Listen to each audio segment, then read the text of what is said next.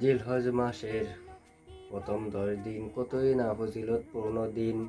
এই দিনে আল্লাহ রাসূল সাল্লাল্লাহু আলাইহি ওয়াসাল্লাম অনেক ফজিলত বলে গেছেন। তিরমিজি শরীফ হাদিস গ্রন্থে 758 নম্বর হাদিসে রয়েছে হযরত আবু হুরায়রা রাদিয়াল্লাহু তাআলা আনহু থেকে বর্ণিত। আল্লাহ রাসূল সাল্লাল্লাহু আলাইহি সাল্লাম বলেন, বছরে যত নফল ইবাদত আছে, ওই জিলহজ মাসের প্রথম 10 দিনের নফল ইবাদতের চাইতে উত্তম আর কোনো ইবাদত নেই।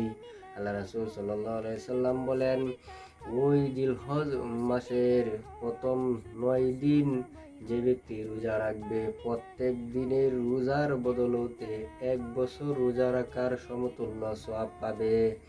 আবার যে ব্যক্তি ওই জিলহজ মাসের প্রথম 10 দিনের রাতে আল্লাহ তাআলার শানে ইবাদত করবে, প্রত্যেকটি রাত্র লাইলাতুল কদরের রাত্রের সমান সওয়াব পাবে।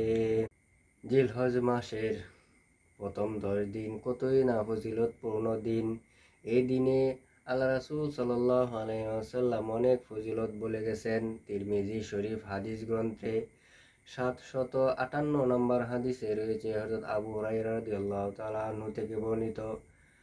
আল্লাহ রাসূল সাল্লাল্লাহু আলাইহি সাল্লাম বলেন, বছরে যত নফল ইবাদত আছে, ওই জিলহজ মাসের প্রথম 10 দিনের নফল ইবাদতের চাইতে উত্তম আর কোনো ইবাদত নেই।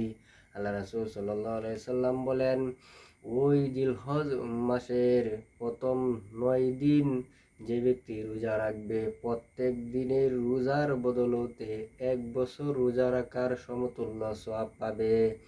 আবার যে ব্যক্তি ওই জিলহজ মাসের প্রথম 10 দিনের রাতে আল্লাহ তাআলার শানে ইবাদত করবে, প্রত্যেকটি রাত্র লাইলাতুল কদরের রাত্রের সমান সওয়াব পাবে।